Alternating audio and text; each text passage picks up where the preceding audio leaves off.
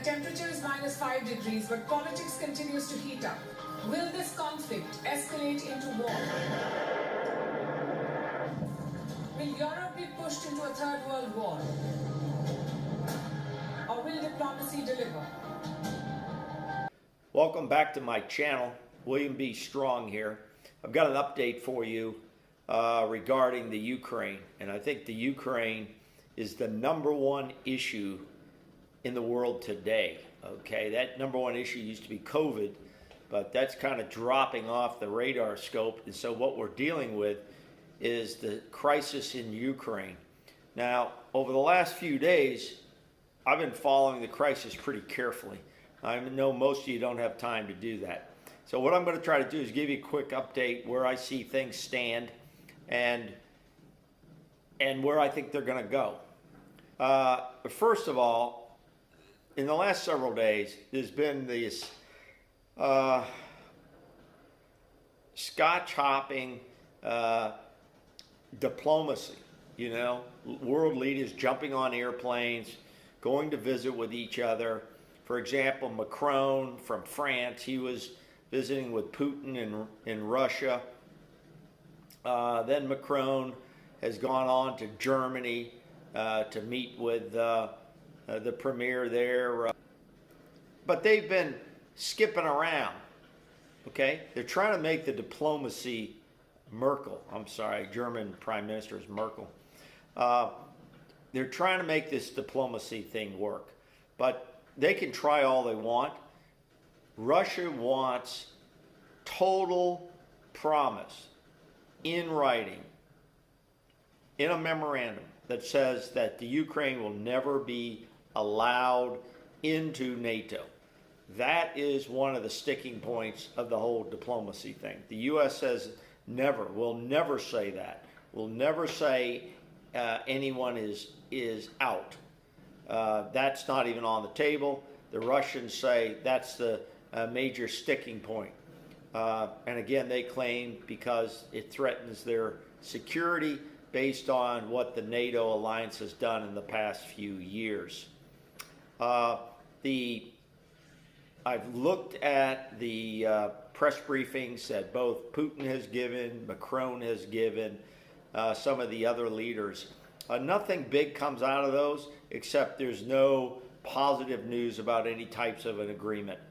In fact, I got more of an impression that Putin is pretty much stuck on his stance, that he feels like the NATO alliance has double-crossed him, has double-crossed Russia in terms of gaining ground and pushing forward towards Russia, not giving them any type of a security buffer. So that's been some of the things I've been monitoring. Also, it's the top diplomats from Russia. They've been meeting with various countries. There's a lot of countries trying to broker other talks. So at this point, it looks like to me that everybody's covering their ass. All the countries are covering their ass, and we tried our best to make sure no conflict breaks out. The only thing that really gets me, the biggest thing, is I don't see Ukraine involved in any of these meetings. You would think the Ukrainian president would be going around in these joint sessions to meet with these other presidents of countries. He's almost like a pawn on the chessboard. You've got the kings and the queens, and if you know anything about chess, the pawns are the lowest ranking people and on the players and chips on the board. You don't hear anything from him very much, except that he thinks that the West should tone down their language, and he doesn't feel like any type of threat is imminent at all. But I don't see him really involved in a lot of these talks unless it's behind the scenes, because he's not very visible. I think he needs to raise his visibility on this matter. If he has real concerns, then he should tell NATO what those concerns are, and he should call out the Russians for what they're doing. But he's keeping a very, very low profile. So lots of meetings going on. I suspect these will go on for another several days as they exhaust all possibilities there. But no real progress in any of these meetings. Now, one thing you should understand, this, as I said in my previous video, is a very complex situation in the Ukraine. Now, the Ukrainian government has been fighting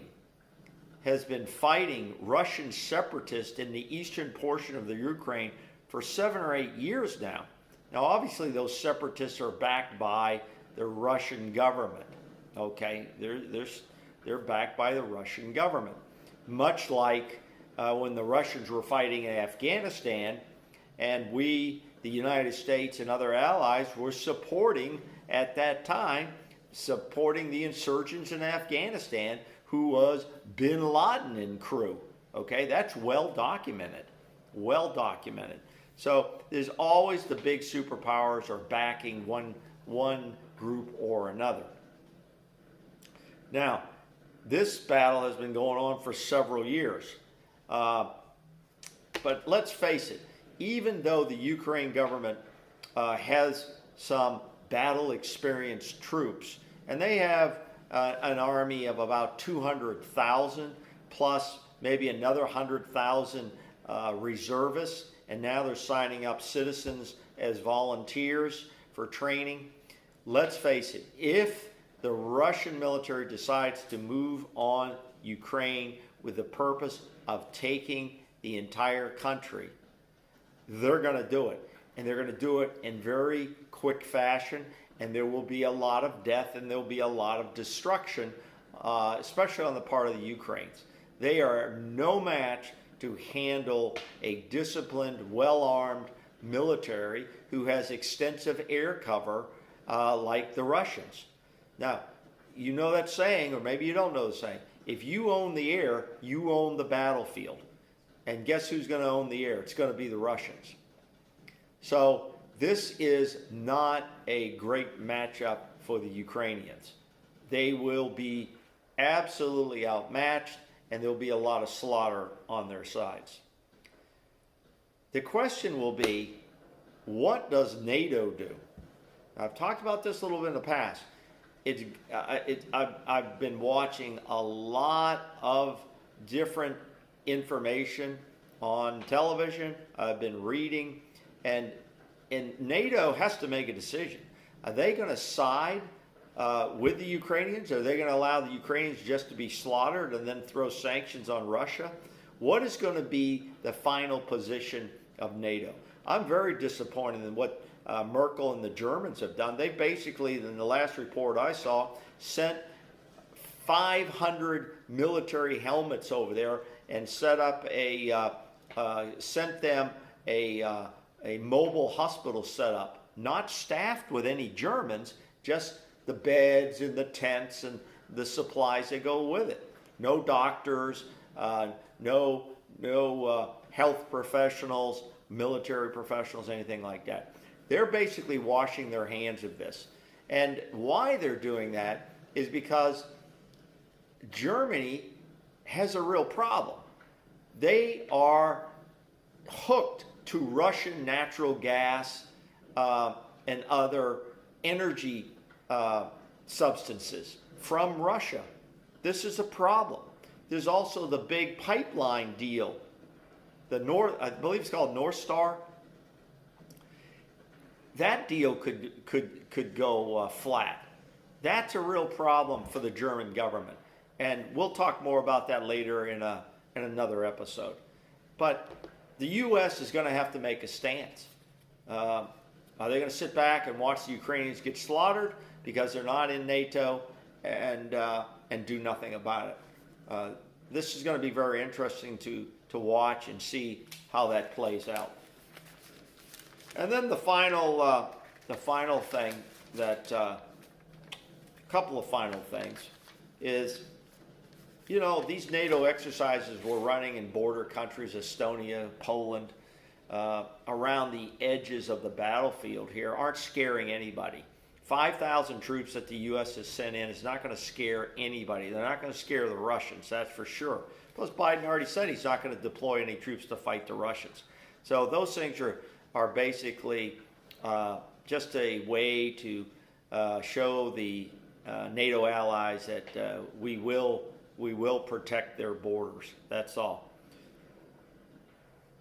The other thing I found very interesting is there are volunteer fighters there with the Ukrainians. There's about 8 U.S. citizens who have gone to Ukraine to join up with their volunteer militias. Probably not a recommended thing to do because, one, you could lose your U.S. citizenship, and two, you could probably get killed if, in fact, the Russians invade. Kind of a romantic thing to do to ride off the war, but probably not the smartest thing. So clearly not recommended, and I clearly don't recommend that either. If you have that blood in you and you've never been in service for your country, then go play paintball or play airsoft. And you can wear the uniforms and shoot these pellet guns and do that. But to go over to the Ukraine or go to Syria to fight is probably not in your best interest. Trying to live the life of a mercenary, not recommended. And the last thing I want to bring up is I've downgraded my rating on an invasion over the next 7 days. I'm now sitting on what I call a yellow high. Yellow high. Red, high red is imminent 90% chance of invasion.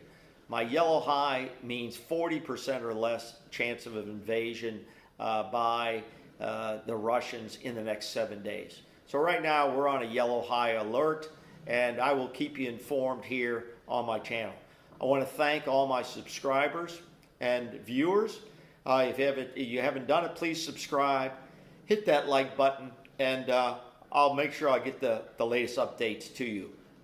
Thanks again for joining me. William B. Strong, My State of Affairs.